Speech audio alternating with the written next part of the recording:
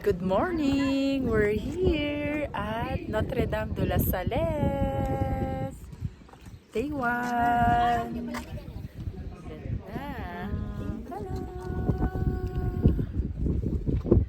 So ayan, nandito kami sa Notre Dame de la Salette and magbe-breakfast muna tayo. And then after we'll go to the program. May mass, may rosary, and etc. Maraming activities. Sarap, breakfast muna tayo.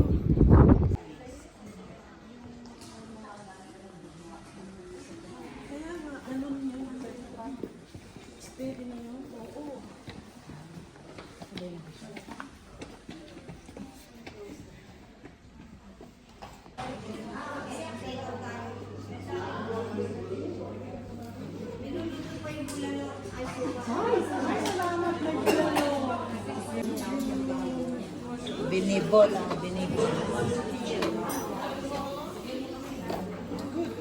Mama yan.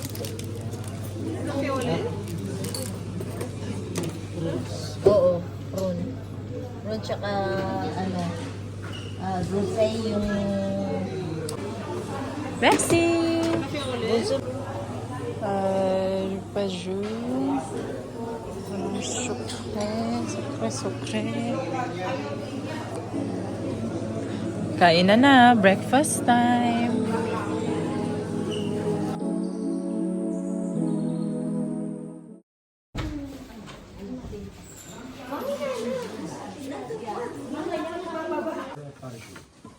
So, may Pandalanwi, you can go there for your prayer. Okay.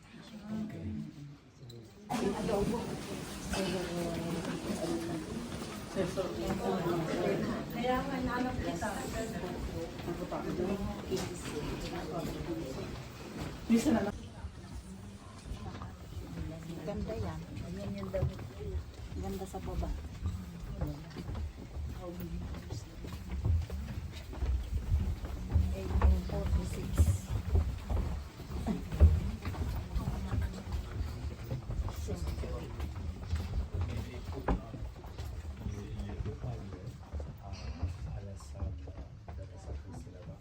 Messages of the Blessed Mother during the apparition in different languages. Here you have German, you have in English, you have in French, Italian, and Polish. You can come here always. Nico.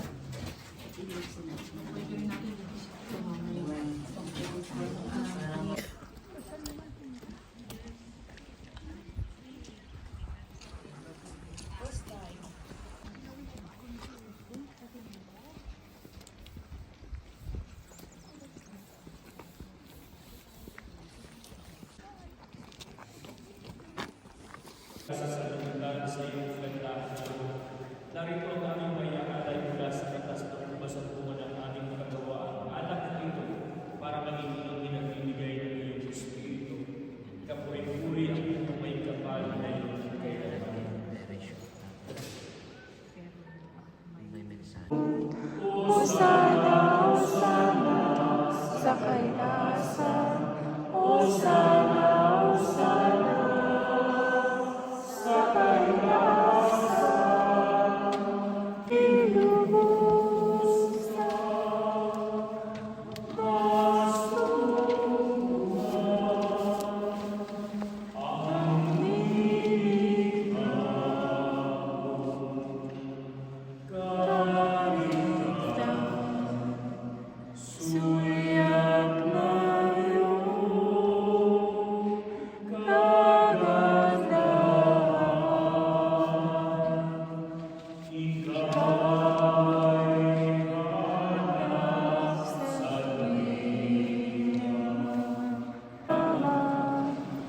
tayong lahat ay may pananagutan sa isa't isa.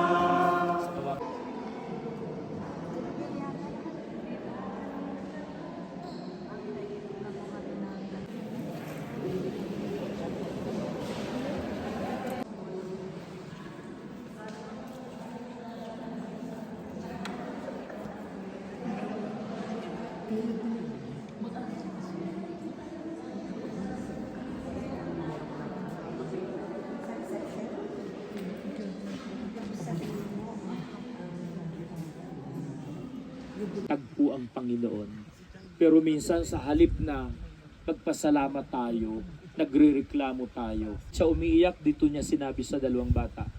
Ang unang dahilan kung bakit siya umiiyak, ang sabi niya, you have forgotten to respect the day consecrated to the Lord.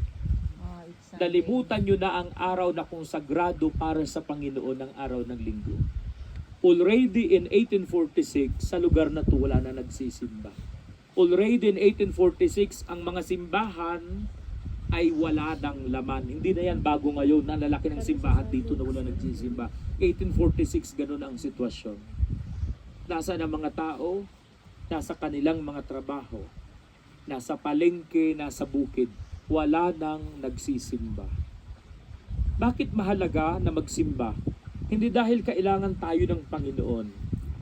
Mahalagang magsimba kasi tayo ang may kailangan sa Kanya. May kailangan ng Kanyang mga biyaya. Minsan nakakalungkot araw ng linggo, yung mga tao nasa park nagtutungit na hindi makapagsimba. Okay, one. Ang ganda. Bagay dito sa bundok yan. Ay, pag naman. Thank you po. Saan po kayo sa Pilipinas? Ayan po, tapos na yung Mass. So, si Father yung nagmisa, Tagalog, yung Mass Filipino. And then, ano ba yung Pupunta tapos? tayo dun sa Yung second na ginawa natin. yung apparition ng Yung history. apparition ng History ng ni Our Lady of La Salette dun sa dalawang bata. Ngayon, magche-check-in muna kami sa hotel and then lunch break na and then Station of the Cross and then pahira na anointing of the sick, tapos papasyal and photos. Check-in muna.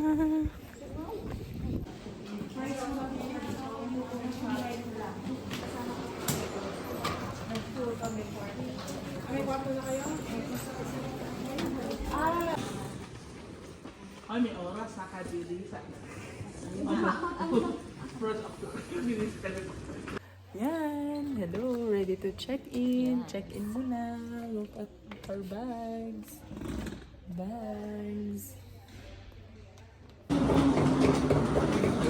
We're looking for our room.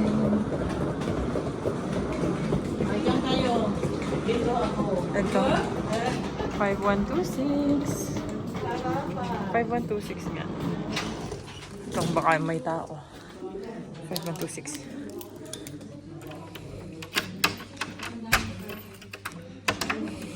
Ay, ang bigat. Ito. Wala.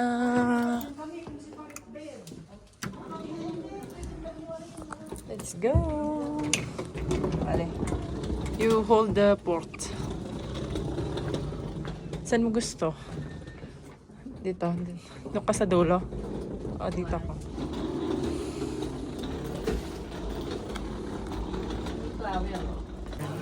Lunchtime! Main course!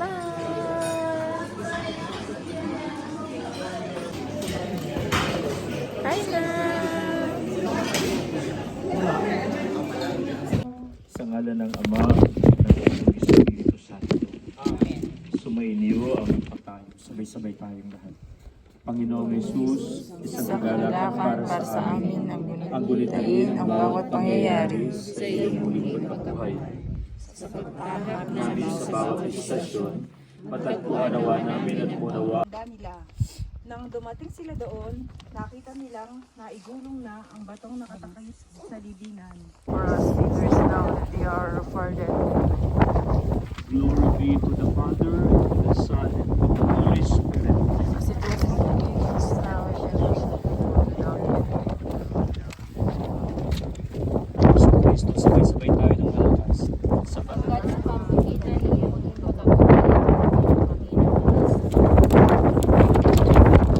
As it was in the beginning, is now, and ever shall be, world without end. Ave,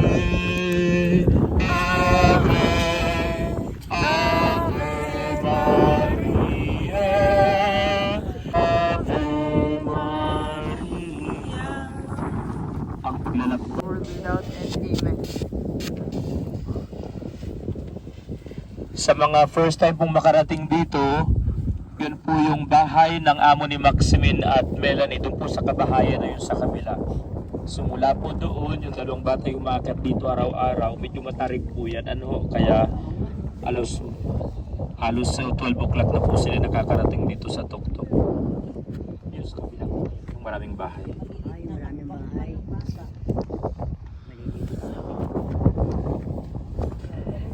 So pasalamatan natin ang Diyos na sa marami nating bundok ng pagsubok na inaakit sa buhay, Mother of God, pray for us sinners now and at the hour of our death. Amen.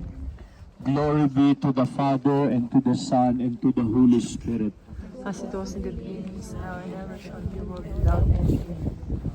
Sabay-sabay. Ave, Ave, Ave Maria. Ave, Ave, Ave Maria. Ikapitong istasyon, ang pagkakaloob ni Jesus ng kapangyarihang magpatawad.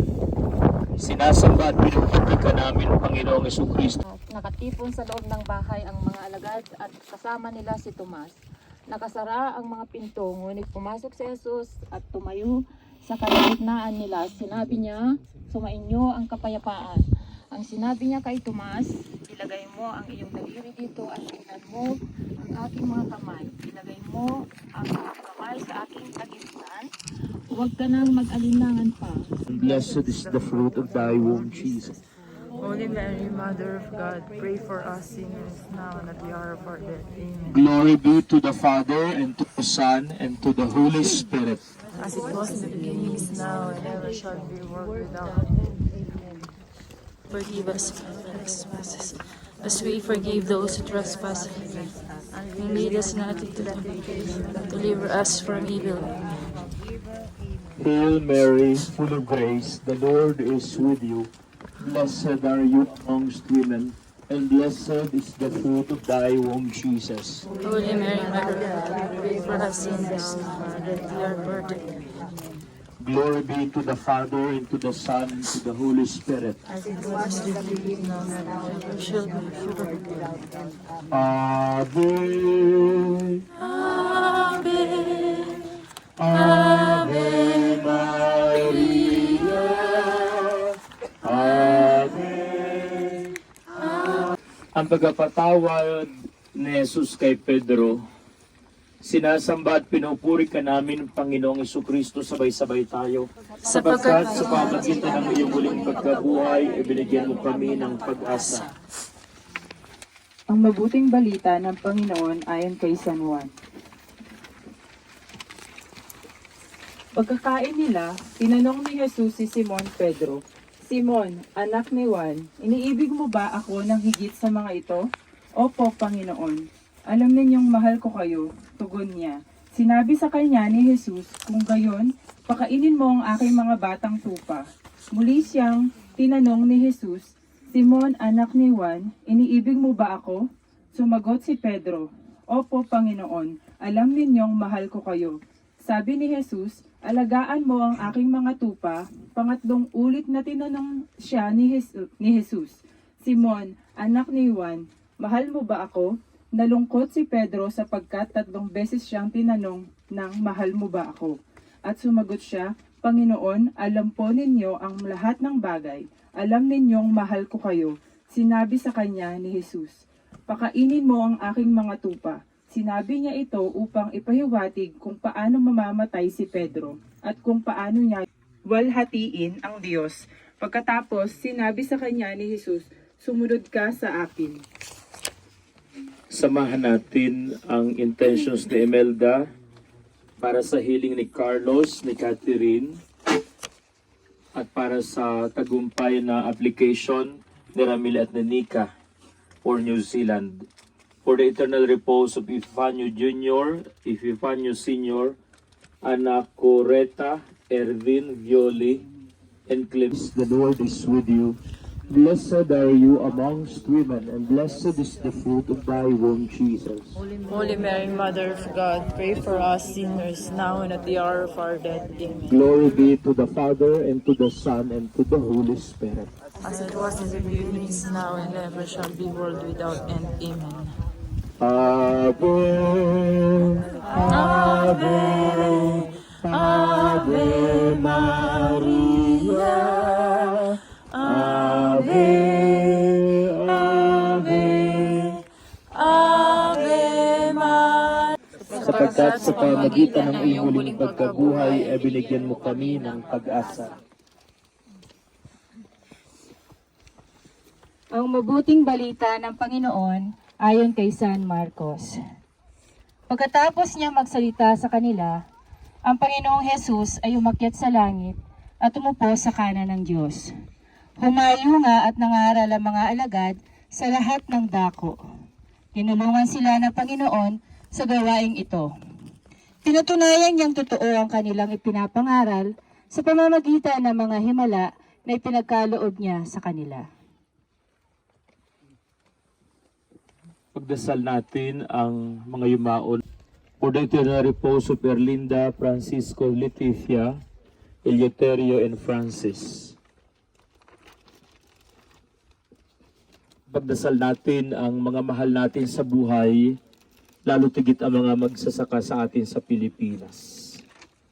Gayon din para sa intentions ni Nico. Pagdasal natin ang mga kapatid nating mga Pilipinong bagong dating dito sa atin sa France upang hindi nila maramdaman na sila nag-iisa sapagkat meron silang mga kababayan na kanilang makakasama at makakaagapay.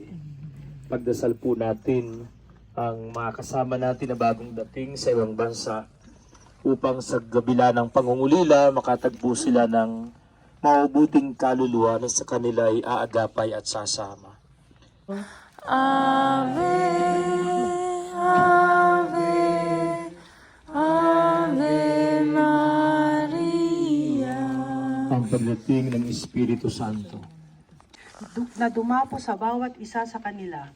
At silang lahat ay napuspos ng Espiritu Santo at nagsimulang magsalita ng iba't ibang wika, ayon sa pinagkaloob sa kanila ng Espiritu. Samahan natin ang ating mga kapatid na sina Tadeo, for Tadeo and Manyalang family, for the healing of Aurea and Vicente Manyalang, for the guidance and good health of Karen, Romnard, J.R., Yan, Crisanta, and family, for the success of the examination of Dominic. Para po sa ating mga kapatid na may karamdaman lalo tigit ang mga OFW na nag-iisa at walang nag-aalaga. Pagdasal din natin ang mga nasa bilangguan, mga kapatid nating nadapa, naway mabigyan ng pagkakataong muling makabangon. para sa mga kapatid nating alipin ng masamang espiritu ng bisyo, ng katigasan ng puso, ng kapalaluan, ng kayabangan. Naway hipuin sila ng Espiritu Santo upang magbalik loob. Sabay-sabay nating dasalin, Panginoong Yesus, Ipinagkaloob mo sa amin ang Espiritu Santo upang kami ay pasiglahin sa pananampalataya. Maging masigasig nawa kaming mga alagad mo dito sa lupa, kung saan aming pababanalin ang aming mga gawain, pababanalin ang aming kapwa sa aming paglilingkod, at maging kami ay maging banal din tulad ng mga santo. Amen. Our Father, who art in heaven, Pili lamang, walang sino man ang namamatay para sa sarili lamang. Tayong lahat ay may pananagutan sa isa't isa.